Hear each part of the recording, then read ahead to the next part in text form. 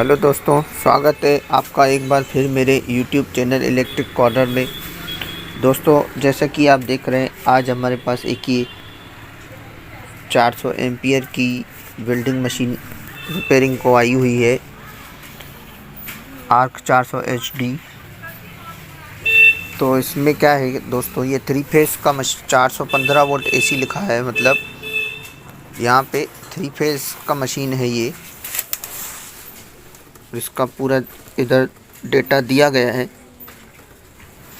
तो दोस्तों, इसमें क्या दिक्कत है कि कस्टमर ने बोला है जैसे कि मशीन चलते चलते और बंद हो गई है।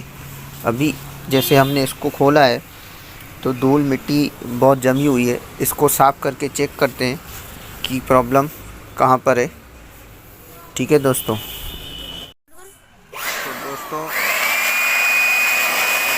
साफ कर रहे हैं।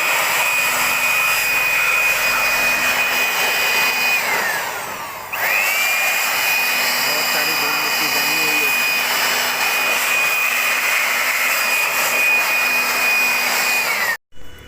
तो दोस्तों, साफ़ करने के बाद देखो, अब मशीन इस तरीके से दिख रही है। बहुत ही मिट्टी जमी हुई थी, इसीलिए वो साफ़ सुथरी नहीं दिख रही थी। अब थोड़ा साफ़ हो गया है। तो अब इसको देखते हैं। जैसे कि दोस्तों, मैंने इसमें अभी तक देखा, तो पहले तो आपको मैं इसका थोड़ा समझा देता हूँ कि किस प्रकार से ये वर्क करती है। दोस्तों, ये 415 वोल्ट मतलब 3 फेज़ सप्लाई इसको देनी पड़ती है, जो कि इस ऑन ऑफ MCB के थ्रू यहाँ से जाके और सीधा इस प्लेट में आती है। ये प्लेट एक सिक्योरिटी के पर्पज़ से लगाई गई है, जिसमें कि एक ये फ्यूज़ लगा हुआ है, जो कि सही है मैंने देखा तो। और ये 3 फेज़ जो है कि कॉइल से होते हुए इस तरफ पहुंचते हैं। इस तरफ पहुंचने के बाद यहाँ से नीचे को जा रहे हैं। वहाँ पर एक इनका 3 फेज़ का रेक्टिफायर लगा हुआ है, जहाँ से ये 3 फेज़ वोल्ट 1 2 3 फेज़ से यहाँ से निकलते हैं DC वोल्ट, जो कि DC वोल्ट फिर IGBT को सप्लाई देते हैं और मशीन को चालू करते हैं। और देखेंगे इसमें तो एक जैक ये लगा है, जो 3 फेज़ यहाँ से यहाँ जा रहा है, उसका अंडरग्राउंड से ट्रैक बने हैं, जो कि ये 3 फेज़ सीधे पंखे में जा रहे हैं। पीछे पंखा लगा हुआ है 3 फेज़ का। और एक ये जो है वो इस ट्रांसफार्मर को जा रहा है, और ये ट्रांसफार्मर से इधर ये पूरा कंट्रोल सिस्टम वर्क कर रहा है। कंट्रोल के वर्क करने के बाद जो कंट्रोल द्वारा IGBT को सप्लाई दी जाएगी, वो इस प्लेट के थ्रू, ये इन वायरों के थ्रू नीचे कार्ड में पहुंच रही है। ठीक है दोस्तों। और इसमें क्या है, फिर जब IGBT काम करते हैं तो ये जो एक आउटपुट कॉइल लगा हुआ है, इसमें सप्लाई देते हैं IGBT द्वारा। और फिर ये DC करने के लिए रेक्टिफायर फिर से इसमें लगाए गए हैं डायोड। और इसके बाद हमें इन होल्डरों पे आउटपुट मिलने लगता है, जिससे कि हम वेल्डिंग कर सकते हैं। 2 कंट्रोल आगे दिए गए हैं, आर्क फोर्स और करंट कंट्रोल का, और एक बटन है VRD ऑन ऑफ के लिए, और ये रिमोट सेंस। ठीक है दोस्तों। तो दोस्तों, इस वीडियो को बनाने का मेरा जो मकसद है, मेन मकसद ये है कि कई लोग, जैसे कई मेरे भाई दोस्त यार पूछते हैं कि भैया ये जो 3 फेज़ वेल्डिंग मशीन है, इसको सिंगल फेज़ पे कैसे चेक करें। या कई कारीगर ऐसे रहते हैं जिनके पास 3 फेज़ अवेलेबल नहीं होता है, लेकिन फिर भी वो चाहते हैं कि हम 400 एम्पियर भी बनाएं। तो उनके लिए एक ट्रिक देता हूं मैं अभी, और उन्हीं के लिए ये वीडियो बनाया मैंने कि भैया देखो, 3 फेज़ हो चाहे सिंगल फेज़ हो, चाहे कितने भी फेज़ हो, मशीन तो मशीन है। जो बेसिक है मशीन का वो एक ही है। तो यदि आप सिंगल फेस से ही 3 फेस की मशीन बनाना चाहते हैं तो सबसे पहले तो खोल के उसके अंदर का स्ट्रक्चर देखिए, अंदर की बनावट देखिए कि किस प्रकार से है। अब जैसे कि हमने इस मशीन को खोला है, इसमें जो आप ये ट्रांसफार्मर देख रहे हैं, तो ये ट्रांसफार्मर 0, 220, 380 और 415 वोल्ट, यानी कि इन तीनों वोल्ट, एक तो 0 देना है, उसके बाद इन तीनों वोल्ट पे भी ये ट्रांसफार्मर रन कर सकता है। तो अगर हम इसको 0 और 220 की वाइंडिंग पे, यानी कि ब्लैक और रेड पे 220 वोल्ट देगी तो भी ये ट्रांसफार्मर चालू होगा और अपना आगे का काम बराबर करेगा, जैसे कि यहाँ से 3 फेस लेने के बाद भी करता है। तो अगर हमें मशीन को बनाना है तो हम इसको चेक करने के लिए यहाँ पर सिंगल फेज भी दे सकते हैं, जिसमें देखिए ये 380 का इन्होंने काटा हुआ है और ये 415 का फिर से दिया गया है। तो हमें 415 से कोई मतलब नहीं है, हमें इस मशीन को चेक करना है सिंगल फेज पे, तो हम इसको 0, 220 दे के भी चेक कर सकते हैं। और अब रही बात कि जब यहाँ सिंगल फेज से ये काम चलने लगेगा तो IGBT को सप्लाई आखिर कैसे जाएगी, उसका भी एक सॉल्यूशन है। ये जो एक कैपेसिटर लगा हुआ है, ऊपर लगा हुआ है 800 वोल्ट DC। अब इस कैपेसिटर में हमें 800 वोल्ट DC के अंदर वोल्ट देना है। तो जब 3 फेस का हमारा रेक्टिफायर के द्वारा DC वोल्ट बनता है इस कैपेसिटर में, तो लगभग 550, 560 के करीब बनता है। ठीक है, तो यदि हम इसको सिंगल फेज से बनाए गए 330 वोल्ट भी अगर यहाँ पे देंगे तो भी हम मशीन को चेक कर सकते हैं। तो इन दोनों की मदद से हम आगे का फंक्शन पूरा चेक करके ओके कर सकते हैं। रही बात पीछे की, तो इस पीछे तो कुछ भी नहीं है, सिर्फ फ्यूज व्यूज लगा है, तो वो आप फिज़िकली चेक करके भी बना सकते हैं। तो ठीक है दोस्तों, अब ये रहा चेक करने का प्रोसेस। अब हम इस मशीन को चेक करेंगे, इसका फॉल्ट ढूंढेंगे और इसको रिपेयर करेंगे। और दोस्तों एक बात तो और, इसको जब मैं फ़िज़िकली चेक कर रहा था तो इसमें मैंने देखा कि देखिए इधर यहाँ पर ये रजिस्टर जला हुआ है, जो कि इस कंट्रोल कार्ड से सप्लाई निकलती है और फिर IGBT को जाती है। तो एक तरफ का ये रजिस्टर जला हुआ है और इस तरफ देखेंगे IGBT के सेक्शन में, तो यहाँ पे ब्लास्टिंग हुई है। तो ये तो हमें फिज़िकली दिख रहा है कि मशीन में कुछ ना कुछ तो गड़बड़ हुई है, तभी जाके ये बंद हुई है।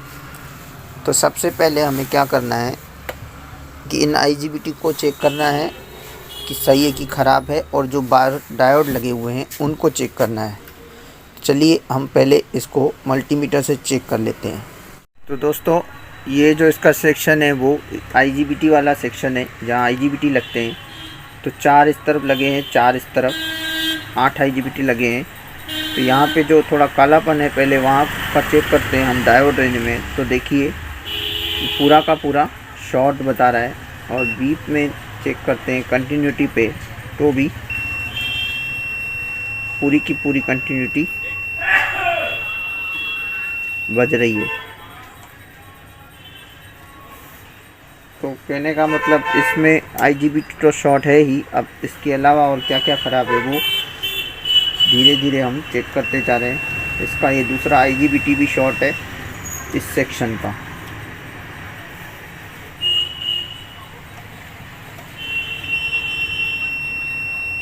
तो जो ये वाला सेक्शन है ना दोस्तों, लगभग चारों IGBT शॉर्ट बता रहे हैं इसके। जैसे कि हम यहाँ नाप रहे हैं तो कोई कंटिन्यूटी नहीं आ रही है दूसरे सेक्शन में, जिसको डायोड रेंज पे देखने पर वैल्यू सही आ रही है। तो कहने का मतलब इसमें जो 2 सेक्शन बने हैं, IGBT 4 इस तरफ लगे हैं, 4 इस तरफ, तो इन 4 की तरफ में शॉर्टेज आ गई है, IGBT उड़ गए हैं। तो दोस्तों अब हमको ये तो पता चल गया है कि इस मशीन में IGBT उड़ चुके हैं, लेकिन IGBT जो उड़े हैं वो एक साइड के उड़े हैं, माने कि 1 2 3 4, ये 2 एक तरफ के हैं और 2 एक तरफ के, जो 1 2 4 IGBT को संभाल रहे हैं और एक तरफ के 2 4 IGBT को। तो ये तीनों सही है, ख़राब कौन सा है ये, और इसके कारण इस सेक्शन के चारों IGBT ख़राब हो गए। ठीक है, तो अब हमें ये पता करना है कि आखिर कारण क्या था जिसके कारण ये IGBT ख़राब हुए। तो कारण तो साफ दिख ही रहा है कि इसके कारण हो रहे हैं, लेकिन चेक ज़रूर करना है कि क्या इस कंट्रोल कार्ड के कारण ये सब हुआ है। हमें सीधे के सीधे नए IGBT उठा के डाल नहीं देने हैं, हमें कारण का भी पता करना है। तो मैंने जैसे आपको बताया, इस ट्रांसफार्मर को मैं अब 220 वोल्ट AC सप्लाई दे रहा हूँ यहाँ से सीरीज़ में, और जैसे सीरीज़ में सप्लाई दे रहा हूँ तो देखिए दोस्तों, ये पावर की ये इस टाइप से यहाँ सप्लाई तो चालू हो गई, और इनको कर देते हैं ऑफ़, क्योंकि इनसे फिर हमारी ड्राइव में दिक्कत आती है। और यहाँ पे जब हम देखते हैं तो 3 तो बराबर काम कर रहे हैं, लेकिन चौथा काम नहीं कर रहा है। अब ये चौथा इस अपनी वजह से काम नहीं कर रहा है, या यहीं से ही इसको वजह मिल रही है काम नहीं करने की। तो उसको चेक करने के लिए हम इनकी सप्लाई को निकाल देंगे, यहाँ से इनको सप्लाई नहीं देंगे। अब इसकी मैंने निकाली तो ये दोनों बंद हो गई, और जब इसकी निकाली तो ये भी बंद हो गई।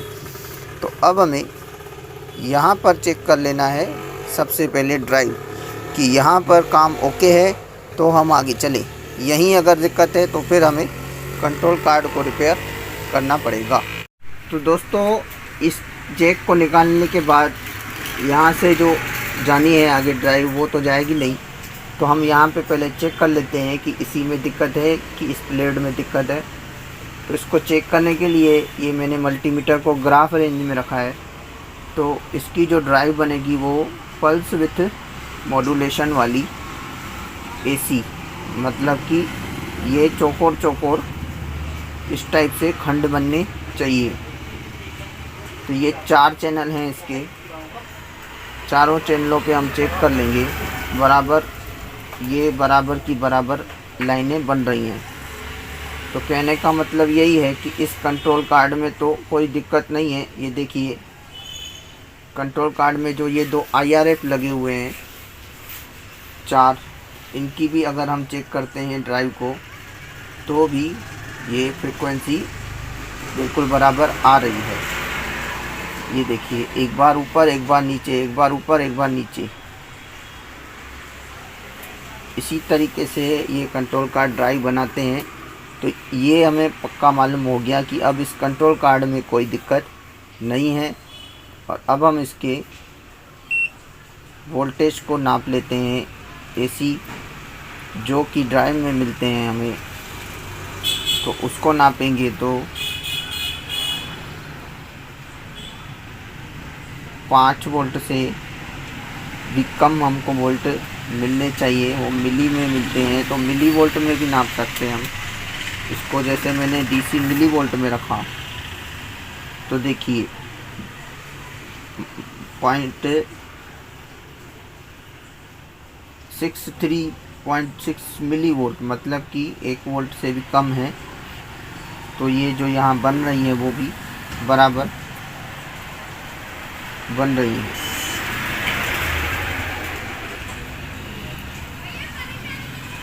ओके दोस्तों, तो अब हम इसमें बेझिझक सप्लाई आगे दे सकते हैं।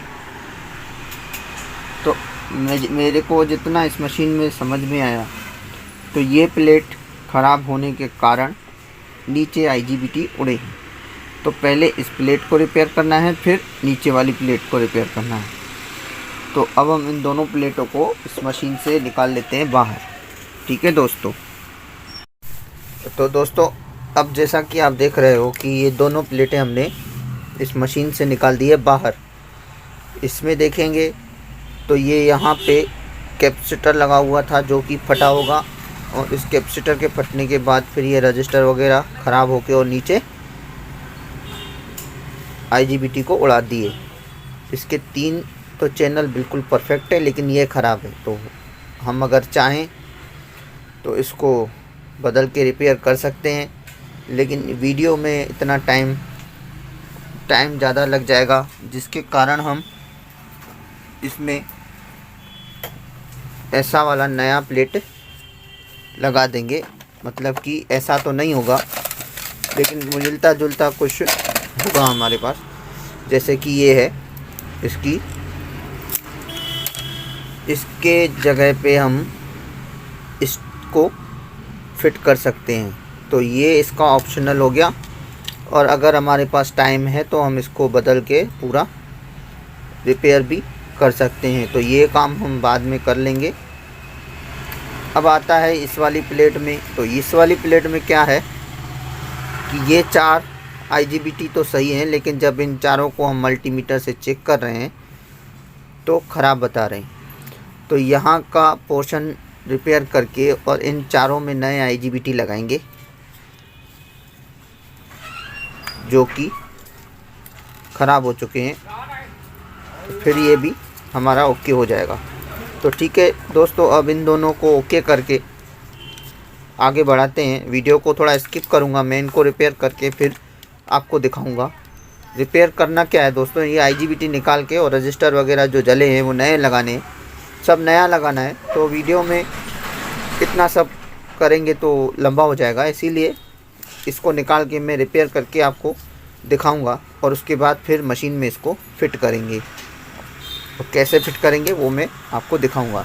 दोस्तों इसके जगह पे हमारे पास ये वाला प्लेट भी है, लेकिन मशीन में फिटिंग सही नहीं आने के कारण ये प्लेट लंबी पड़ रही है। देखिए, तो फिटिंग नहीं हो पा रहा है।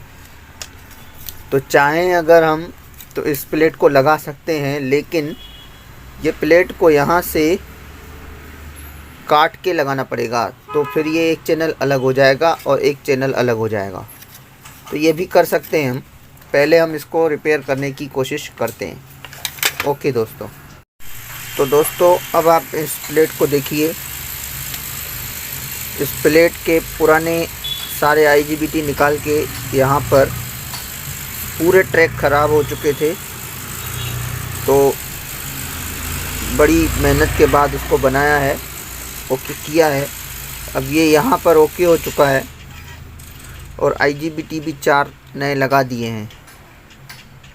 अब इसको और इसके साथ इसको हम 400 एम्पियर की मशीन में फिट करेंगे, और उसके बाद टेस्ट करेंगे और चालू करेंगे। ठीक है दोस्तों, अब हम इसको फिट करते हैं। तो दोस्तों अब देखिए, इसमें जैसे दिख रहा है कि यहाँ पे मैंने 2 नई प्लेटें अलग अलग करके लगा दी हैं, क्योंकि सेम टू सेम तो मेरे पास जैसे इसकी पुरानी थी वैसी नहीं है। तो इसमें कुछ मॉडिफिकेशन करेंगे अभी हम, क्योंकि ये जैक जो हैं यहाँ तो लग नहीं पाएंगे। तो ये तारे तोड़ कर लगानी पड़ेंगी। और इस तरफ देखिए, ये मैंने पूरा फिट कर दिया है अब IGBT वगैरह लगा के। अब इसमें क्या करना है कि इसको फिर से एक बार चालू करके देखेंगे कि ये चारों चैनल ओके हो गए हैं कि नहीं। तो चलिए अब चालू करते हैं। तो दोस्तों देखिए, इसको मैंने अभी पावर दिया है ट्रांसफार्मर को। ये लाइट जलने लगी है अभी यहाँ की, ये एम्पियर और ये मीटर जो भी है। और अब इधर देखेंगे तो ये चारों चैनल 1 2 3 और 4 चारों चैनल चालू हो चुके हैं, क्योंकि ये प्लेट है मैंने इनकी बदल दी। और जब हम इसकी फ्रीक्वेंसी देख रहे हैं चारों चैनलों पे, तो देखिए एकदम बराबर आ रही है। कहने का मतलब है कि यहाँ तक अब हम ओके हो चुके हैं। अब हमें क्या करना है कि ये वाला जो कनेक्टर था, अब वो जो पुराना कार्ड था उसमें तो बना हुआ था सॉकेट, लेकिन इसमें नहीं है, तो इसको यहाँ से कट करके डायरेक्ट इन पॉइंटों पर हम जोड़ देंगे। ठीक है दोस्तों, तो जोड़ते हैं। तो दोस्तों अब इसको देखिए, इस प्रकार से कनेक्ट कर दिया है चारों को और ऑन कर दिया है। ऑन के बाद ये चारों चैनल ओके हैं और ये फिर सप्लाई आ रही है हमारी इन IGBT को। IGBT पे थोड़ा वोल्ट चेक कर लेते हैं, देखते हैं कि कितना वोल्ट IGBT के इधर पहुंच रहा है। तो वोल्ट चेक करने के लिए ये मीटर ला रहा हूँ, इसको DC वोल्ट पे रख के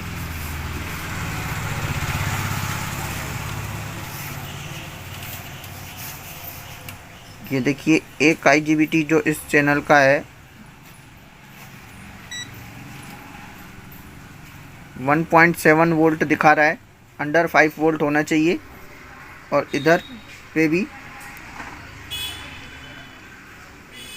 लगभग 1.7 वही दिखा रहा है। और इस तरफ के चैनल में देखेंगे गेट टू सोर्स पे तो 1.8 आ रहा है, गेट टू सोर्स पे फिर से देखेंगे 1.8 आ रहा है। कहने का मतलब IGBT पे जो अब सप्लाई पहुंच रही है ऊपर से वो भी ओके है। अब हमें इसमें क्या करना है, इसको हमने IGBT को सप्लाई कंट्रोल कार्ड के थ्रू तो दे दिया है, लेकिन ये जो दो वायरें हैं इससे, ये दो वायरें इन कैपेसिटर से इसको सप्लाई IGBT को आती है इस कैपेसिटर से। तो अब हमें इस कैपेसिटर पे वोल्ट देना है और बाहर आउटपुट चेक करना है।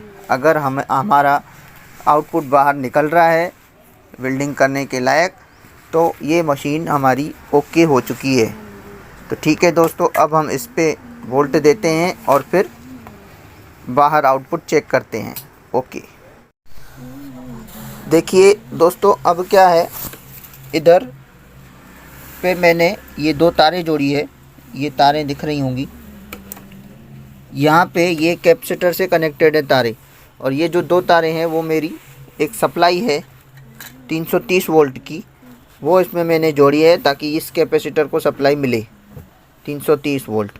वो अभी हम चेक करेंगे, क्योंकि इसको 330 मिलेगा और ये चालू होगा तो ही जाके हमारा आउटपुट बाहर आएगा, और वो आउटपुट हम इस ऊपर वाले मीटर में चेक कर सकते हैं या मल्टीमीटर से नीचे भी चेक कर सकते हैं। अब मैं इसको चालू कर रहा हूँ, फिर इसको नाप रहा हूँ। दोस्तों देखिए, ये मैंने सीरीज से इसमें 330 वोल्ट दिया है, और जो कि इस मल्टीमीटर में भी आपको दिखा रहा हूँ कि आने लगा है 330 वोल्ट, इधर आने लगा है। अब मैं इस ट्रांसफार्मर को सप्लाई दूंगा 220 वोल्ट, और ये कंट्रोल चालू होके दोनों आपस में चालू होंगे और बाहर हमें आउटपुट मिलेगा। ठीक है दोस्तों, बाहर हमें आउटपुट देखने के लिए यहाँ पर देखना पड़ेगा कि आउटपुट आ रहा है कि नहीं। अब मैं जैसे ही सप्लाई देता हूँ ट्रांसफार्मर को, तो देखिए दोस्तों ये 3.6 वोल्ट, मतलब वोल्ट जो कम आ रहे हैं अभी एक तो सीरीज़ पर है और इसको फुल सप्लाई नहीं मिली हुई है, इसीलिए वोल्ट कम आ रहा है। लेकिन ये दर्शा रहा है, इससे ये दर्शाता है कि हमारा सिस्टम पूरा ओके हो चुका है। यहाँ पे ये LED चल रही है, यहाँ 330 वोल्ट है, यहाँ IGBT ओके है। तो अब कहने का मतलब कि सिस्टम पूरा ओके हो चुका है। अब इसको हम पूरा फुल करंट देके बंद करके फिट करके और वेल्डिंग करके देखेंगे, तो ये मशीन ओके हो गई है। ओके दोस्तों, ये इसका वोल्टेज आउटपुट में आ गया। अब देखिए, जैसे इस कैपेसिटर की सप्लाई अगर मैं कट कर देता हूँ, जो कि ये दो वायरें, और सिर्फ ये वाली वायर को कनेक्ट करता हूँ, जो कि 220 वोल्ट मैंने कंट्रोल कार्ड को चालू करने के लिए दिया है, तो आउटपुट हमारा गुम हो जाएगा। देखिए दोस्तों, ठीक है दोस्तों, कैसा लगा video, like comment subscribe share ज़रूर करें ताकि आगे भी हम आपके लिए ऐसे वीडियो बनाते रहें। ओके।